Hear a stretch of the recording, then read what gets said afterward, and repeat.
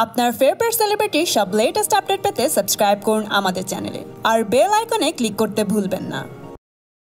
এই বছরের সবচেয়ে বড় সিনেমা বাহুবলীর জন্য অধীর আগ্রহে আছেন ভক্তরা। 28 এপ্রিল প্রেক্ষাগৃহে হবে হাজারো দর্শকের ভিড়। ইতিমধ্যেই ট্রেলার মুক্তির সাথে সাথেই বেড়ে গেছে ভক্তদের উত্তেজনা এবং মুভিটিকে ঘিরে তৈরি হয়েছে নানা জল্পনা কল্পনা এবং দর্শকরা মেতে আছেন একটি বড় ব্লকবাস্টার উপভোগ করার আশায়। আমরা এনেছি ছবিটি সম্পর্কে দারুণ 5টি বিষয় যার কারণে আপনিও দেখতে চাইবেন এই শেষ সিকুয়েলটি।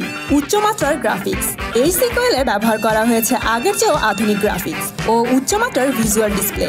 শক্তিশালী গ্রাফিক্স ডিজাইনের মাধ্যমে মহেশপতি সাম্রাজ্যকে করা হয়েছে আরও বৈচিত্র্যময় ও কল্পনাপ্রসূ। দর্শকদের ফ্যান্টাসি ক্ষুধা মেটাতে ব্যবহার করা হয়েছে নানা রকম আধুনিক কম্পিউটারাইজড ডাইমেনশন। আনুশকা শেট্টির শক্তিশালী অভিনয়। প্রথম সিকুয়েলে তার উপস্থাপনা জনগণের প্রত্যাশা পূরণে ব্যর্থ থাকলেও এই মুভিতে সম্পূর্ণ নতুন রূপে আসবেন তিনি। ছবির ট্রেইলারে তার উপস্থিতি ইতিমধ্যে দর্শক মনে সাড়া ফেলে দিয়েছে। মহারানী দেবসেনা চরিত্রটির মাধ্যমে তিনি যে দর্শক মাতাতে আসছেন তা নিয়ে দ্বিমত নেই কারো। অসাধারণ ফাইট সিকোয়েন্স। দর্শকদের চাহিদার কথা মাথায় রেখে বাহুবলীর অ্যাকশন প্লটকে করা হয়েছে আরও বৈচিত্র্যময় ও চিরিশমাতি। এই ছবিতে শ্বাসরুদ্ধকর কিছু অ্যাকশন সিকোয়েন্স রয়েছে যা দর্শককে দিবে টান টান উত্তেজনা।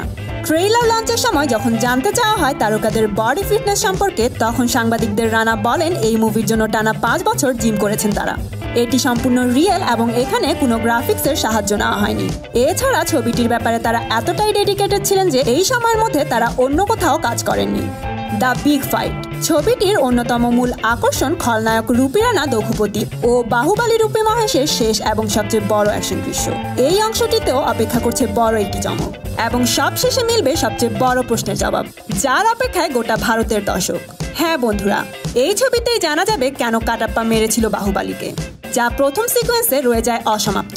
আর তাই দর্শক ভাবছেন একটাই কথা, কি সেই কারণ যার উত্তর মিলবে 28 এপ্রিল প্রেক্ষাগৃহে। এগুলোই ছিল সেই 5টি কারণ যা দর্শককে নিয়ে যাবে প্রেক্ষাগৃহে। তো বন্ধুরা, আপনারা যাচ্ছেন তো সিনেমাটি দেখতে? কমেন্ট করে জানিয়ে দিন। আর হ্যাঁ, লাইক এবং শেয়ার দিয়ে আমাদের সাথে থাকুন।